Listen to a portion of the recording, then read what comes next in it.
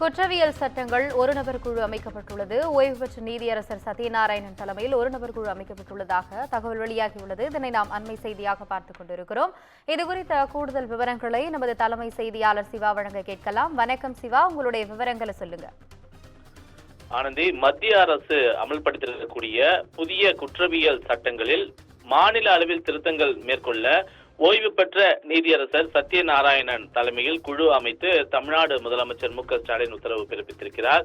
இது தொடர்பாக அவர் வெளியிட்டிருக்கக்கூடிய இந்த அறிக்கையில இந்திய தண்டனை சட்டம், இந்திய குற்றவியல் நடைமுறை சட்டம் மற்றும் இந்திய சாட்சிகள் சட்டம் ஆகிய இந்த சட்டங்கள் நடைமுறையில் இருந்து வந்த நிலையில மத்திய அரசால் அவை பாரதிய நியாய சன்ஹிதா, அதே போல பாரதிய நாகரிக் சுரக்ஷா சன்ஹிதா, அதே போல பாரதிய சாட்சிய சட்டம் ஆகிய இந்த 3 புதிய சட்டங்களாக ஜூலை 1 முதல் சட்டங்கள் அமல்படுத்தப்பட்டிருக்கின்றன என்று தெரிவிக்கப்பட்டிருக்கிறது. அதே போல அரசமைப்பு சட்டத்திற்கு எதிராக சமஸ்கிருதத்தில் மொழி மாற்றம் செய்யப்பட்டு நாடாளுமன்றத்தில் முறையான விவாதங்கள் ஏதுமின்றி மாநிலங்களுடைய கருத்துக்களை கேட்காமல் அவசரமாக இந்த சட்டம் கொண்டுவரப்பட்டிருப்பதை தொடர்ந்து பல்வேறு தரப்பினர் எதிர்ப்பு தெரிவித்திருப்பதாக தமிழ்நாடு முதலமைச்சர் மு.க.ஸ்டாலின் குறிப்பிட்டிருக்கிறார். அது மட்டுமல்லாமல் நாடாளுமன்றத்தில் 146 உறுப்பினர்களை இடைநீக்கம் செய்துவிட்டு ஒரு அவசர கதியில்தான் மக்களுடைய உணர்வுகளை பிரதிபலிக்கக்கூடிய மக்கள் பிரதிநிதிகளுடைய கருத்துக்களை கேட்காமல் கடந்த 2023ஆம் ஆண்டு டிசம்பர் மாதத்தில் இந்த சட்டம் நிறைவேற்றப்பட்டிருக்கிறது என்றும் நாடு முழுவதும் இருக்கக்கூடிய பெரும்பான்மையினருடைய கருத்தினை பிரதிபலிக்கக்கூடிய வகையில்